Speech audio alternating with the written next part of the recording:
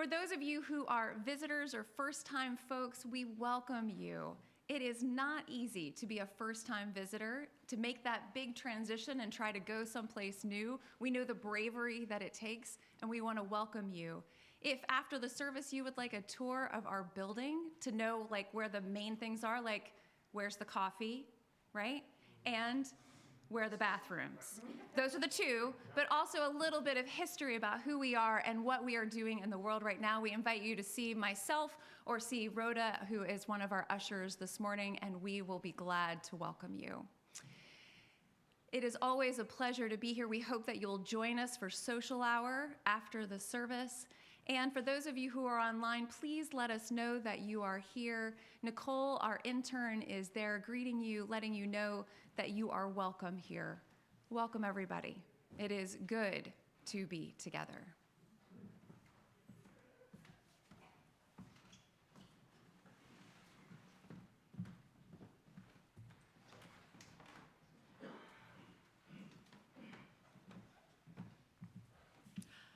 Good morning. I'm Helen Kerr. I'm the worship associate this morning, and you can call me with she or her pronouns. We're going to light this morning's chalice with gratitude for the ingenuity, spirit, and resiliency of women. We're going to light this chalice particularly for all those unknown women spiraling back through time to whom we owe our existence.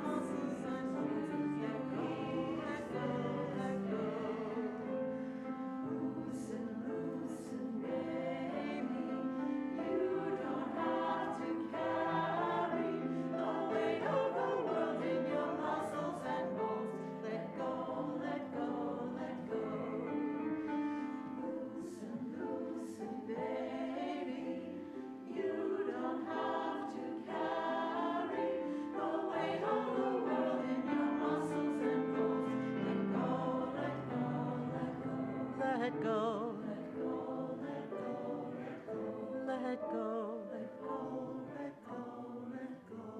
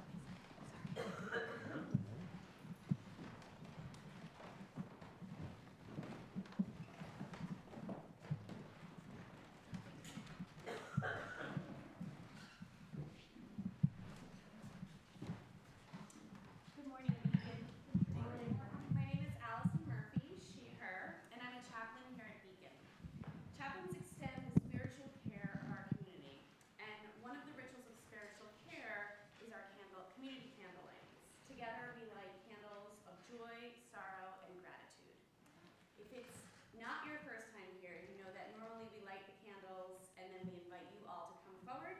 This week we're doing something a little different. You will still get to light candles, but it's going to happen a little bit later, so stay seated, please.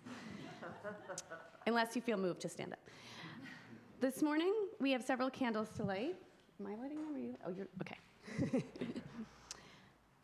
This morning we light a candle of sorrow and outrage for the murder of Najee Seabrooks on Friday afternoon at the hands of police. Najee was a member of the Patterson Healing Collective, a violence intervention program in Patterson, New Jersey. That he would die at the hands of police is horrific and enraging, as the members of his team were not permitted to even attempt to speak with him. We mourn a beloved father, son, and friend. This morning, we light a candle of sorrow for the continuing rise of anti-Semitism and hate speech. We light a candle of connection for all who are aging at home and feeling the aches of isolation. We light a candle of healing and repair for all of us who feel the hurt of harsh words and poor decisions. We light a candle of gratitude for home and warmth on nights when the winds howl. And we light a candle of joy in honor of Women's History Month and all the mothers and daughters and aunts and sisters who have widened the circle and elevated the feminine voice.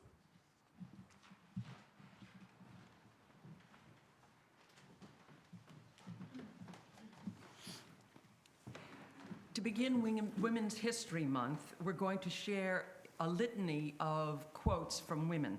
And after each one, we invite those who are eager and willing to join us in a response. Come near, wisdom. And as we take in their words and we absorb them in our midst, and the first quote comes from Hildegard von Bingen. Dare to declare who you are. It's not far from the shores of silence to the boundaries of speech. But the path is not long, but the way is deep. Come near wisdom. From Sojourner Truth. That man over there says that women need to be helped into carriages and lifted over ditches and to have the best place everywhere. Nobody ever helps me into carriages or over mud puddles or gives me any best place. And ain't I a woman? Let us say together, come near wisdom. From Laverne Cox, I've never been interested in being invisible and erased. Come near wisdom. From Malala Yousafzai, I raise up my voice, not so that I can shout, but so that those without a voice can be heard. We cannot all succeed when half of us are held back. Come near wisdom. And this is from Audre Lorde. I'm not free while any woman is unfree, even when her shackles are very different from my own. Come near wisdom. From Gloria A. Anzaldúa. Nobody's going to save you. No one's going to cut you down, cut the thorns thick around you. No one's going to storm the castle walls, nor kiss awake your birth, climb down your hair, nor mount you onto the white steed. There is no one who will feed the yearning. Face it, you will have to do it yourself.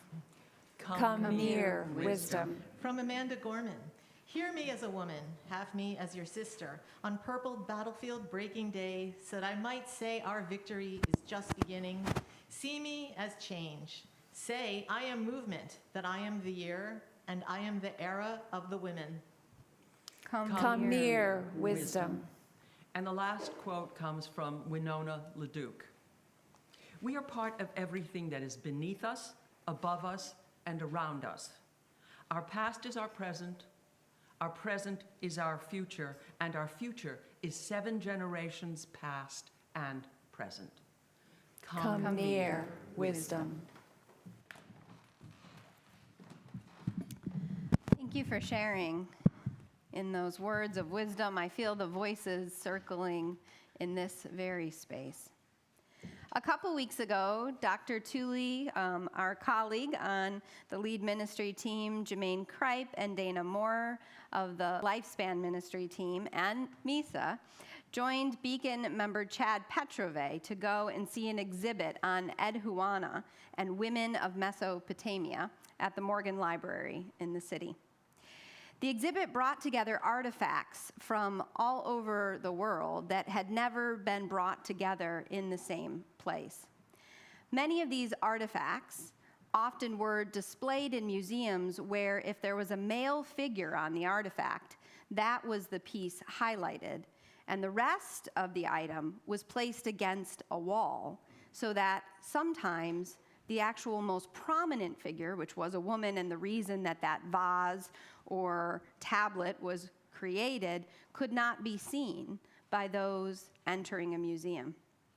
When they brought these artifacts together, the curator also began to learn new things because for the first time they were being studied with an entirely different lens.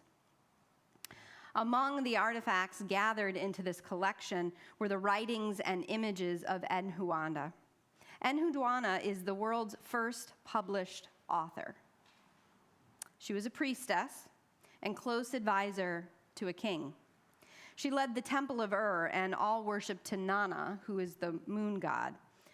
And she tells in her writings of a moment in her career when a jealous priest who did not like the power that she was exercising pushed her out of the temple. Enheduanna was distraught. She was forced to leave in the temple all of her seals, which are kind of like round objects that Enhuana and any other priest or priestess would utilize to stamp or to make an object sacred in the offering. They would roll into the clay. This is where my knowledge on the topic starts to get a little shaky, but you get the idea. A priest would wear those seals around their neck, and Enhuana literally had them ripped off her neck. She prayed and prayed, she says in her writings, to Nana, the moon god, and she said that he was silent. And it is then out of desperation and perhaps insight that Enhuana prayed to the moon god's daughter, Inanna. Inanna, the goddess of the liminal space of life, a goddess of warfare and sexual power, a goddess of procreation as well. That is when Enhuana received her answer.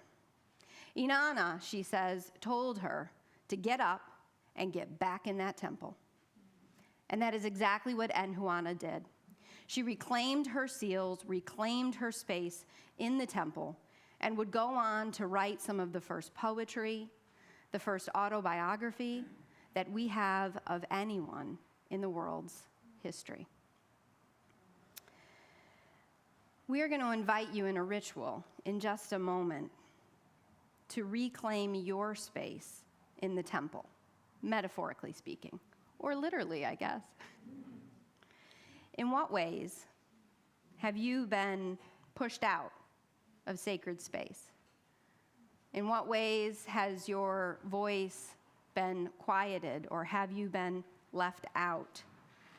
Left out from spaces you should occupy and be present in. There are quotes on ritual tables throughout our sanctuary. There's one here, there's one toward the back of the room, and there are two upstairs in the balcony. And on those quotes are taken from the litany that we just read, as well as a quote from Enhuana. And there are stamps at each station. And you can pick an image that calls to you, a quote that speaks to you in this time, to place a stamp on that card, light a candle if you wish, and then take this back with you. Take it home with you. Meditate on it today and in the days and weeks to come. What wisdom does it give you for the year to come? In what ways is the quote and the symbol that you choose inviting you back into a temple, into your rightful sacred space?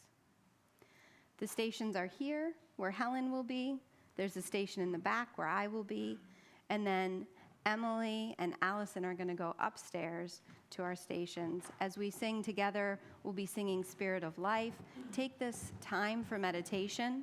For those of you joining us virtually, Nicole Jacobson, ministerial intern, will be placing all the quotes in the chat. I invite you to maybe copy, paste it into a document or handwrite it out. Maybe draw an image on a piece of paper in this time of meditation and connection.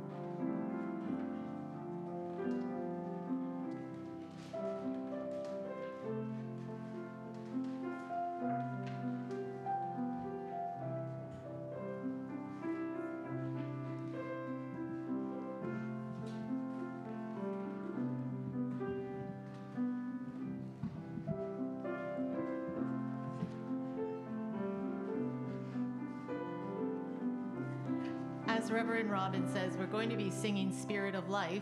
And instead of using hymnals today, you'll see that you have a handout, and the words are there.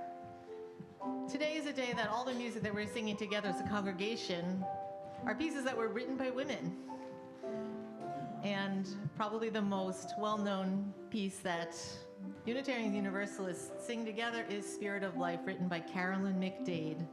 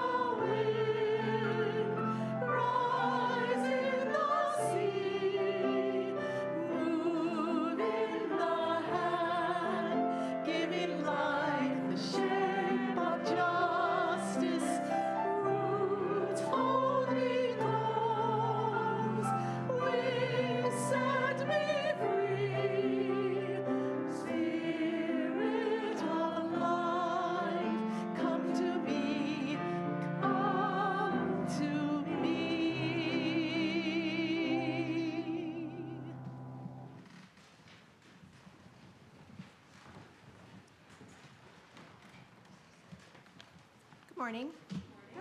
I'm Jen Scarta McCann. I use she, her pronouns. For the first few years, that my family were members of Beacon, we did not attend Spring Forward or the services auction, as it was then known. We donated, because I'd grown up in a UU congregation that also had a services auction, and that was what you did, and you donated the thing. But we had kid conflicts and busy lives, and it just never seemed to happen. Not coincidentally, the first time we did attend was because my son was signed up to do cleanup and wash dishes, which some of us have a theory that the Beacon dishwasher has magical properties. I'm just saying that's a story for another day. But the first time I did attend, I realized that we'd been missing out on a lot more than just Beacon's largest fundraiser to support its mission. We come together at Spring Forward as a community, and that's what it's about. It's about us being in community together and how we build our community by getting to know each other better.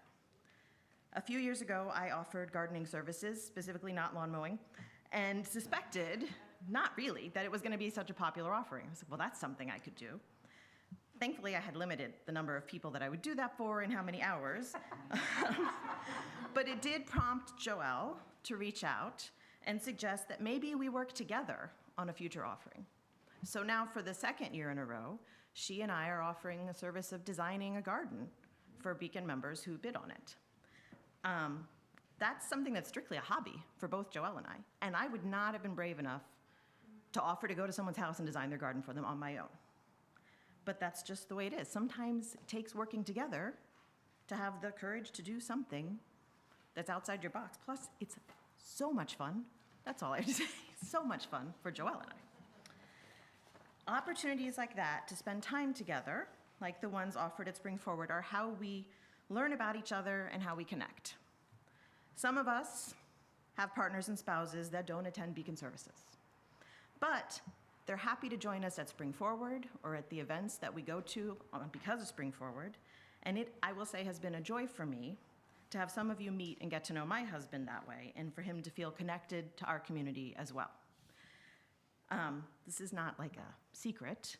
I will say that as Chad Petrove, who's just playing a starring role today in service, as he began to attend more events at Beacon, and he would invite his spouse, Kai, to come, Kai very quickly figured out that a bar he could set for whether or not he felt obligated to attend was whether Henry was there.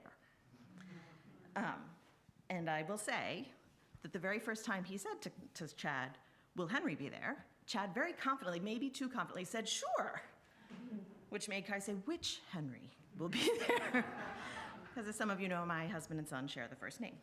So please consider next weekend joining our entire Beacon community for a fun night out.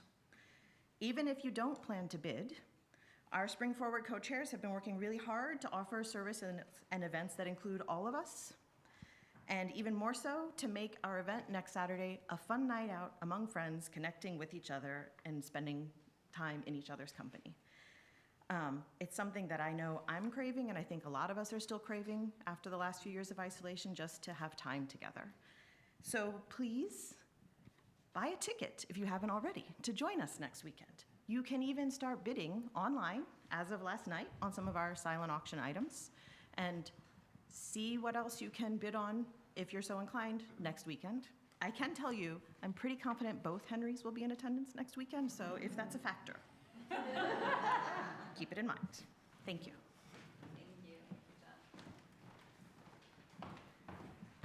Thank you, Jen. Our morning's offering, as well as our Spring Forward event, go to funding the mission of this congregation, which is to be radically inclusive, to feed the human spirit, and heal the world. Our offering will now be given and gratefully received.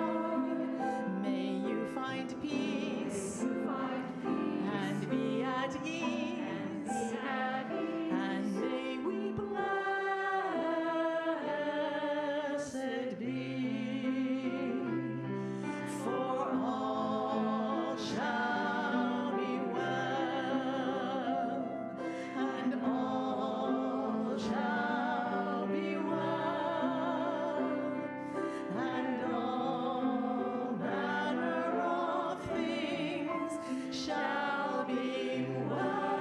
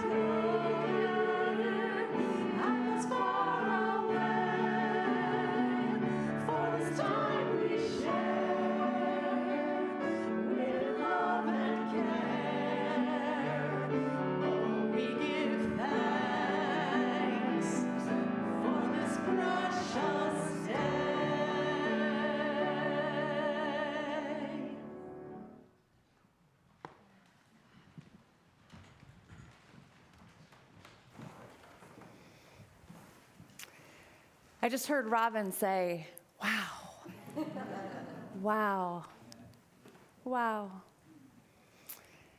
So I've got one name for you here at the beginning of Women's History Month, Esther. She is one of two women who have an entire book in the Hebrew Bible written about her life. Her name itself is written 55 times throughout the story, more than any other woman in the Hebrew and Christian Bibles, including Mary, the mother of Jesus. Purim is a celebration of Esther and her brave act. But what is her story? It actually begins, her story, with another woman, Vashti. Vashti's husband was the Persian king, King Ahasuerus. And he banished Vashti because she would not do as he commanded. Vashti stood her ground, and she was punished for it. It required the king to look for a new wife, someone who was both beautiful and obedient, preferably that last part. That wife, of course, ends up being Esther. However, Esther has a secret. She is Jewish, and she must conceal it. How many of us have concealed the vulnerable parts of ourselves, especially when we are not in the dominant culture, to ensure that we belong, to ensure that we are safe? We know Esther's story. But when Esther's adoptive father, Mordecai's life is in danger, it changes. He has refused to bow, literally to bow to a powerful leader, Haman. Haman is so infuriated that Mordecai wouldn't bow that he resolves not only to put Mordecai to death, but to put all of the Jewish people in the kingdom to death. Haman secures the king's permission to do so, and a date is set. So when Esther first learns of Haman's plans to destroy her people, she feels helpless. What can I do? Moreover, Esther is not allowed, upon pain of death, to approach the king. The king must summon her, and he has not summoned her for several months. Esther has to find an inner strength, and she ends up declaring, I will go to the king, though it is against the law, and if I perish, I will perish. She is no longer pliant or obedient. Luckily, the king does not kill her. He even promises to grant her request in spite of the fact that he doesn't know what it is. Esther asks the king to dinner. She knows that he's going to be accompanied by Haman, and Haman the entire time is trying to figure out what Esther's plan is. But Esther draws on a strength. She is a concealer. She knows what it means to conceal something, and so she conceals her plan from them. She knows how to deflect.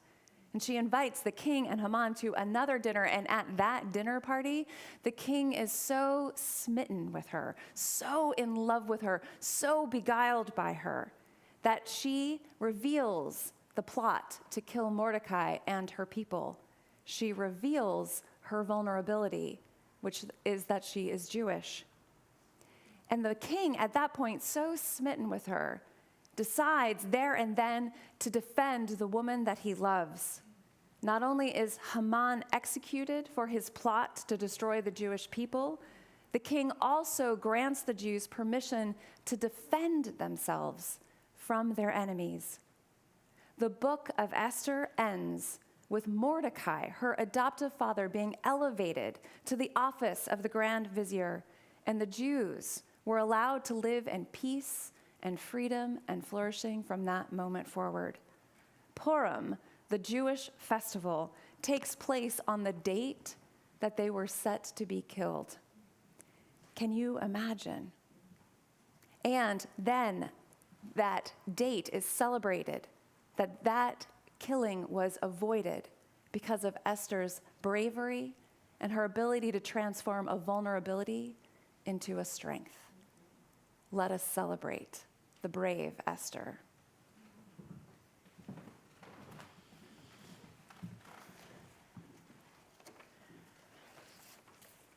Good morning, beautiful people. I feel renewed from listening to the choir. And as I often say, except for the last piece, I'm behind you all when you're singing and you still sound amazing. That's just incredible. It is hard to describe the experience I had at the Morgan Library, seeing all of these artifacts collected into one place. Artifacts that had been understudied or not studied at all, or the wrong piece of that artifact had been studied. And to see them displayed not only as an important piece, but as the centerpiece. Many of these pieces were displayed in a way that you could walk all the way around them and gather all of the meaning. And there was Enheduanna, the first published author in human history, and a woman. Somehow, I had no idea that the first published author in human history was a woman. Did you all know this? It was just newly discovered. It's amazing. And in her writing dates back to the 23rd century before the Common Era. And she was a priestess and had the most powerful temple that was her temple to lead the worship in at that time. And she was a key advisor to the king. She was the person that he went to for counsel. Looking at her writing, translated and displayed, it was like walking into a temple. I've never had a spiritual experience in a museum, to be honest. And this was about as spiritual of an experience as I've ever had. Back in seminary, I took a course with Elizabeth Schussler Fiorenza, who's a feminist biblical critic. Maybe some of you are familiar with her body of work. In that course, she taught us, when we were reading the Bible, many of us feminists gathered in that seminary class, rolling our eyes that we had to take a biblical criticism course, even in the 21st century. What could this text possibly teach us? And there was Elizabeth Schussler Fiorenza, an unapologetic feminist, teaching us to read the silences, she said. She said that always, even in places where certain people were oppressed, were denied education and access, always their voices are present in the text if you can learn how to read the silences. Read the text, she said, for what isn't said.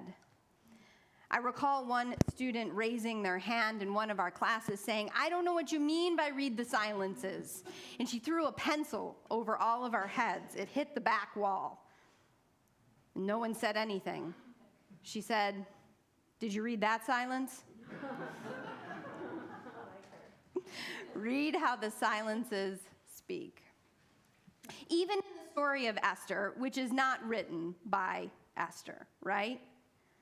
Esther is depicted as beguiling and seducing a king, albeit to save her people. She is described as being obedient and then being disobedient. But the silences where Esther really speaks, tell us perhaps a different story of a woman who took the tools she had and made a strategic plan from the beginning to save her people. And what's more, to upend the power structure that kept her people oppressed. She didn't just want to save them from being killed, she wanted them liberated. This was a woman who was deeply obedient to her own voice and obedient to the voice of liberation. Walking into the exhibit, looking at all the statues and figures of Enheduanna was like a microphone to the silences. On the one hand, It was enlivening and powerful. Misa and I were talking about it afterward, and she said, isn't it, and I'm quoting as I remember Misa, so you have a mic as well if you want to edit me. Misa said something akin to, isn't it amazing to consider there was a woman writing all these many years ago and having some of the same struggles that we think of today, getting pushed out of that temple, reclaiming her space. And I said, yes. And then on the way back from New York, I thought, maybe there's something also deeply troubling that since the 23rd century before the Common Era, we're still dealing with the same struggles. And that was a wake-up call for me. Maybe partly because of the pandemic, maybe because of personal struggle, maybe because of my age or political losses, but at some point in the last 3 years, I noticed I was living smaller and speaking smaller than I normally do. And in many places, who I am, that childhood nickname some of you know that I have, Scorch, was disappearing. It wasn't all of a sudden, but slowly. For many women who are mothers, the pandemic magnified this for us, frankly. We were plunged into total childcare. There were no safety nets for many of us, albeit more for me with the privilege and access I have. Schooling required our full participation and management. A whole generation of women were sacked from the sidelines 3 years ago. And there are dozens of articles that perhaps some of you have read about this, about the decrease in academic publications by women in the last couple of years. The decrease in leadership roles, even as we celebrate a record-breaking moment in the 118th Congress for women in elected positions, there is yet a real cost to the pandemic for women that is only barely being discussed. I'm thankful I had a job that allowed for way more flexibility than most.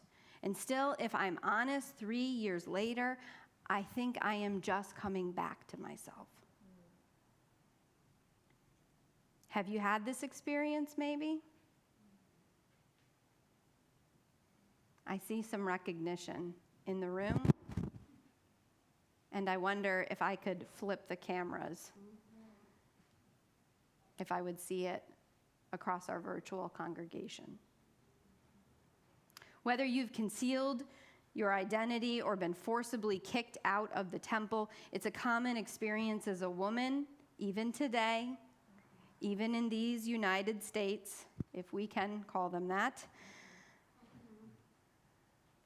It is far too common of an experience still to be told explicitly or implicitly that you do not belong in a space, that you are taking up too much room, that you are speaking too often, that you should take up less space.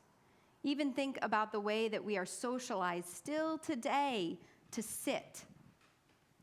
Right? Now everyone's like, I'm crossing my legs. But to take up smaller spaces. The list could go on and on for ways in which women, female-identified queer folks are told to get out of the proverbial temple, to stay silent.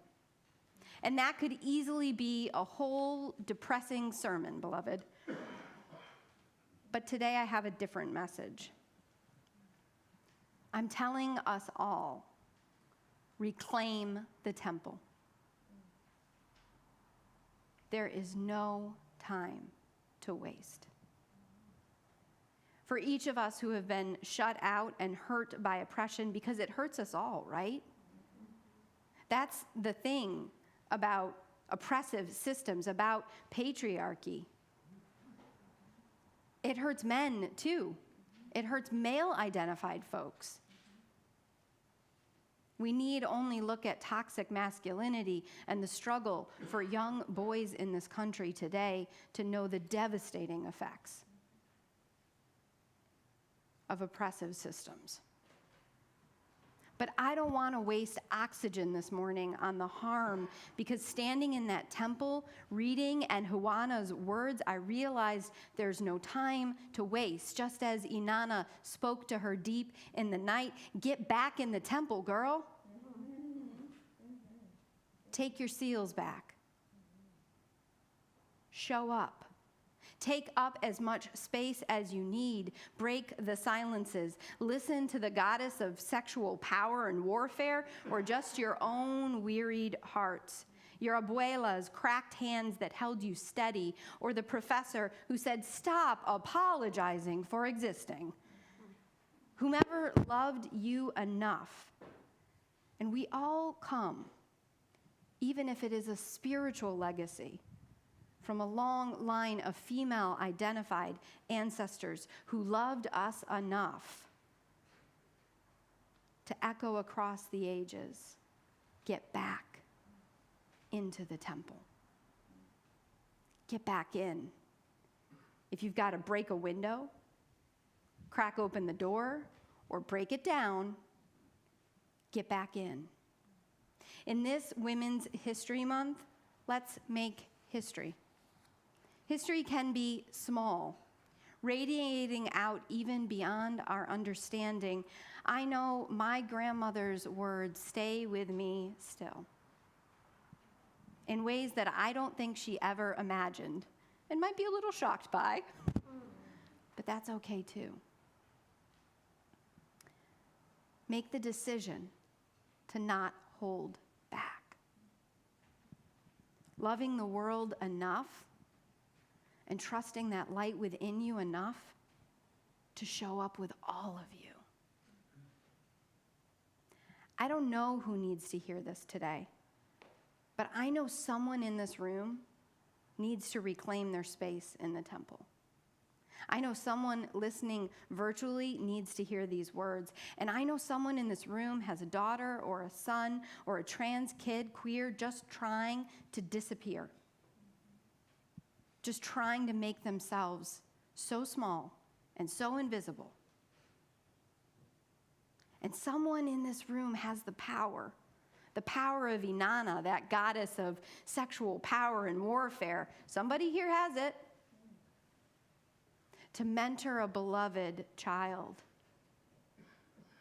and to help them reclaim their space in the temple, in a world that will extinguish their light before it begins to burn. So get your seals and stamps, beloved. Your voice of liberation. Get your poetry and your prayers, your music and your affirmation, and your prophets like Amanda Gorman, who speaks for all ages when she says, hear me as a woman, have me as your sister. On purpled battlefield breaking day, so I might say, our victory is just beginning. See me as change. Say I am movement, that I am the year, and I am the era of the women.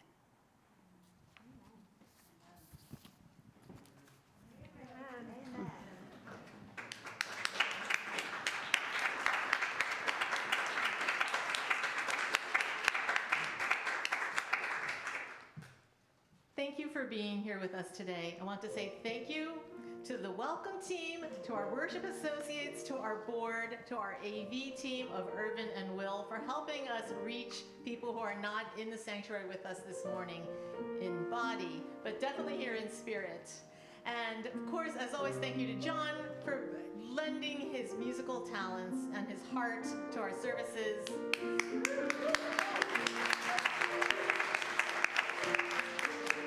And especially to the choir for bringing your voice, for being the voice of the congregation as you sing, and for just inspiring us in so many ways. Now, the last song we're going to sing today is by Shoshana Jedwab. It's called Where You Go, I Will Go. And although this is about the story, the song is written about the story of Ruth, that I also think that it really applies to the choir, because we go together, and as one person sings, we all sing. So in that spirit, I invite you to rise, embody your spirit, and join in singing Where You Go.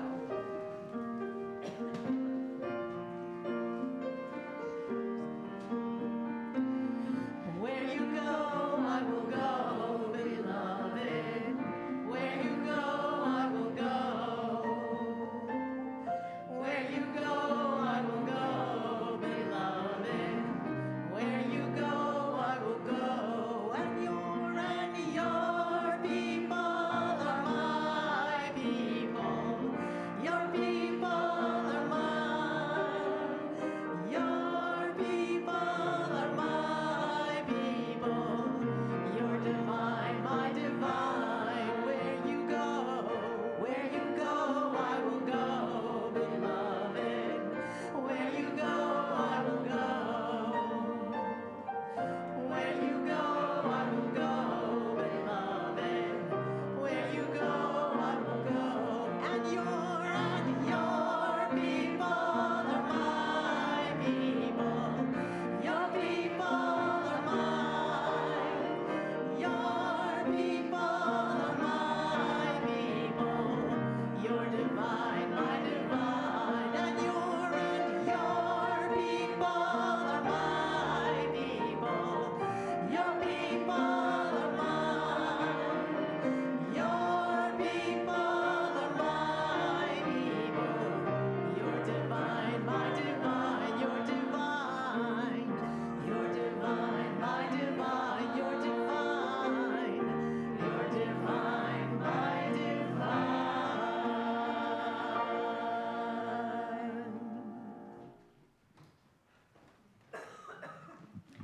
Invite you to take hands with one another.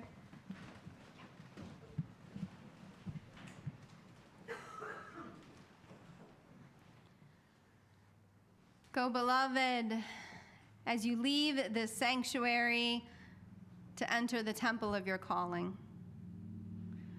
Listen to the still, big voice within you and among us, that together we would journey toward that light and liberation which can never be extinguished, for it is carried with us. Until we meet again, magnify that light and bring your wisdom near to us when we meet next. Amen. Amen.